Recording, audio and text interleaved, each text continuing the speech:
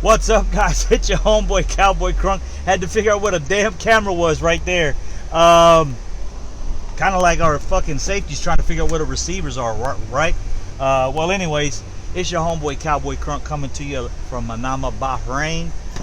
Did a video yesterday, didn't get a chance to post it. Didn't have a chance to splice it together. Had a couple little pieces in there, but I will tell you about it, even though I can't post the evidence because, like I said, it's an old video now. But my homeboy that works here, he's a Packer fan, long-time Packer fan, dedicated Packer fan. Watches college football, watches the draft, very educated. He's telling me we're not going to be happy with Mike McCarthy. He's been telling me that for a little while, so we'll see. But the video content I put out yesterday, which I didn't get to download or upload to YouTube, was concerning the comments Xavier Woods made. I see, got a chance to check out YouTube a little bit today so far. I see Law Nation also put out a video on that. Very, very concerning, man, what the dude said. It really equates to where our defense is. And you want to talk about splitting up a locker room? Talk about splitting up a locker room when your record is what it is now, and you go out and tell the world that you're not capable of giving 100% all the time. You can't do that for 70 snaps. So you're saying you're overworked? What are you saying? 70 snaps comes along with the offense having to put up 50-something points to win. If your offense has to put up 50-something points, that means there's going to be a lot of up and down. It's going to be a track meet. So Xavier Woods, if you want to get off the field, stop the fucking plays, and you'll 3 and out. Takes a lot of 3 and outs to add up to fucking 70, Xavier Woods. That shit pissed me off, and I like the dude. I actually like Xavier Woods, but that comment was fucking ridiculous. And you want to talk about Earl Thomas to split a locker room up? Well, what he just said will make your offense go, well, ain't that a damn shame? So if he's not giving 100%, why are we trying to put up 30 points in the fourth quarter so we can come back and win a game? You know what I'm saying? That shit pissed me off, bro. I don't know. I did a video on it yesterday. As like I said, I didn't get to check it out. But if you're checking mine out and you didn't see Law Nations, check his video out as well. Man, the smooth voice of Law Nation, he laid it down pretty well also. But going on from that, besides what Xavier Woods said, and effort, we keep hearing effort and effort. I don't know where the effort can fucking come from. I can tell you this: I put forth 100% every day, all the fucking time, and I don't get paid that much. I mean, I thought that's what getting paid was about. You get paid a certain amount. You're a professional. You're ready. You train. You be ready to go 100% every day, every play, every snap. And we continue to see this. Maybe I've got to watch some other football teams, but I see Amari Cooper do it quite a bit himself. He'll make a play for 20 yards, and he signals he wants out. I don't know, guys. Ezekiel Elliott does a lot. I can't say anything about Ezekiel Elliott.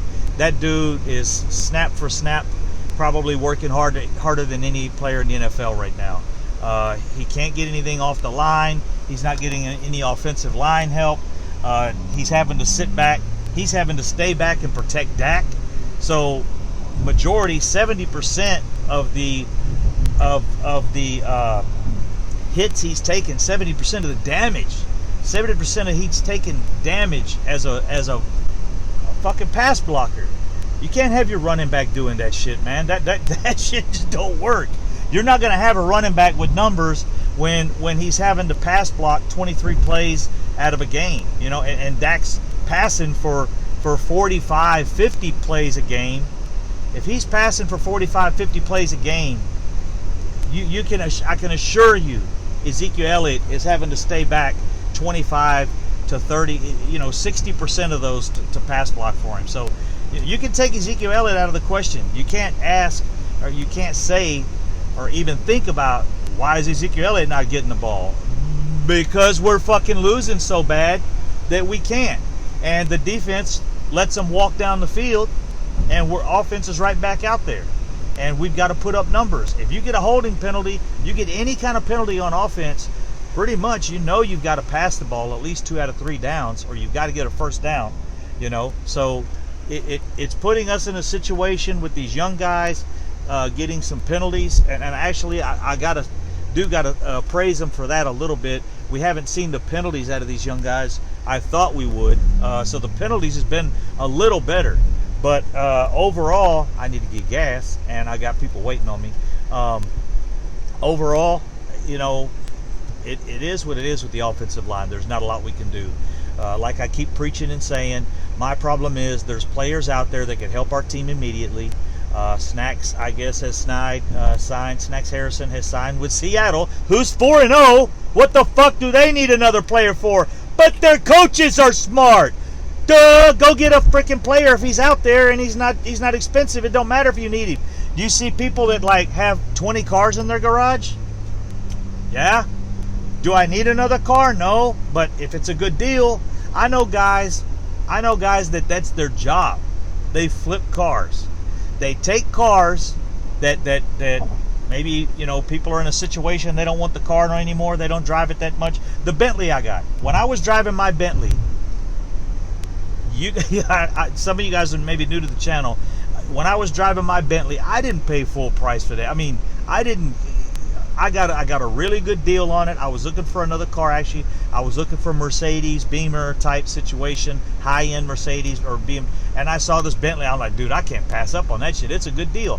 I drove that Bentley for a year and a half, and I did put about 20 grand into it, and I sold it for 10 grand more than I bought it for, but I put 20 grand into it. So basically I drove a Bentley and did some upgrades, and I sold it. I made 10 grand, but like I said, I spent 20. So I drove a Bentley for a year and a half, and it cost me $10,000.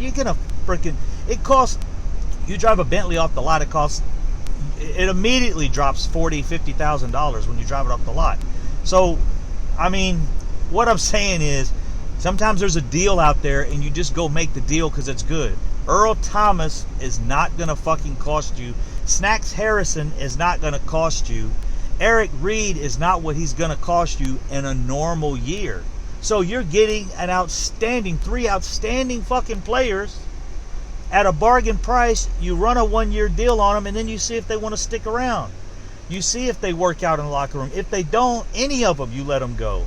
If they're expensive, you let them go. If they ask for more money, let them go. Tyrann frickin' Mathieu from the Kansas City Chiefs played 1 year in Texas for $4 million.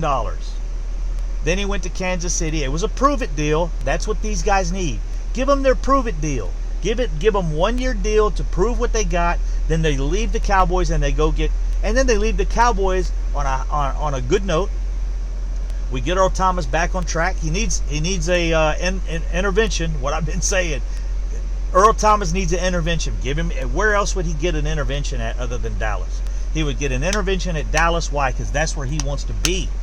You think he's going to piss the locker room off and take a Hall of Fame career and throw it down the trash? Because if he pissed the locker room off, that's what's going to happen. If he gets kicked out of Dallas, where he wants to be, Hall of Fame career done. Never get a vote. Probably wouldn't get a vote.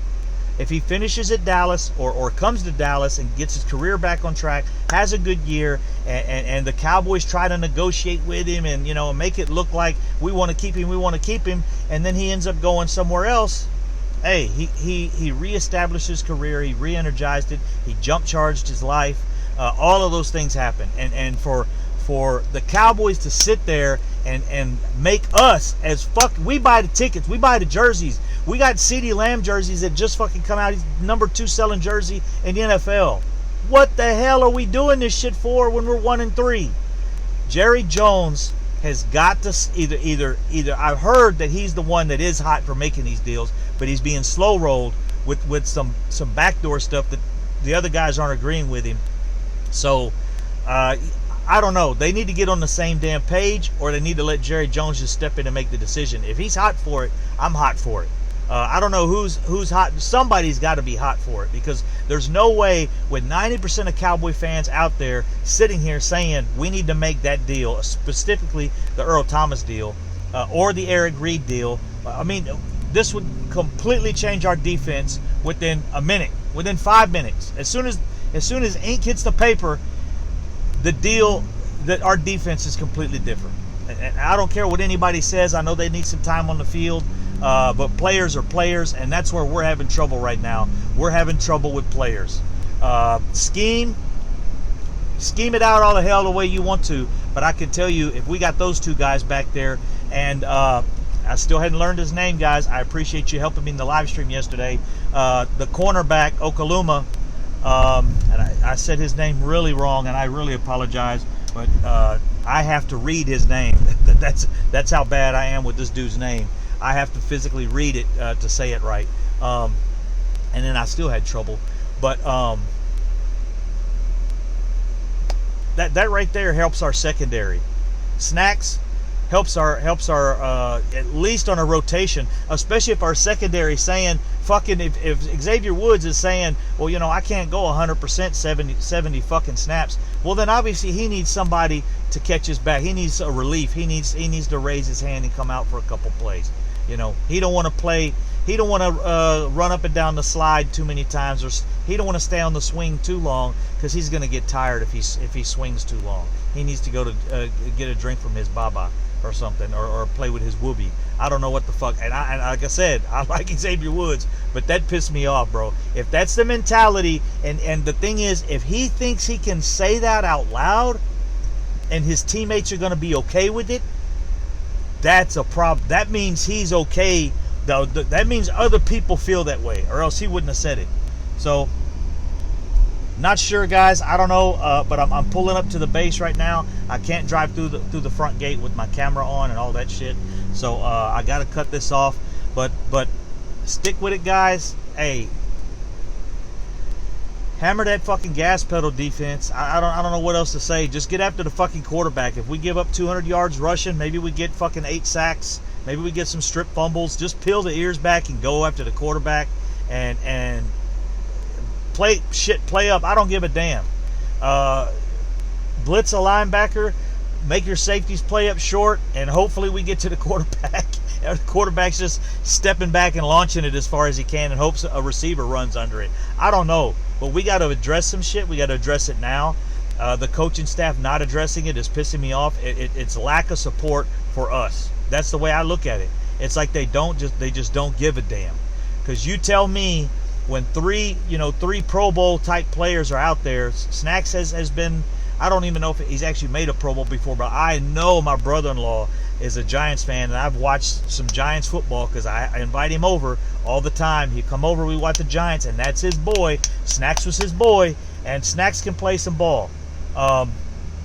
Definitely would be better than what we got rolling right now, or at least an addition.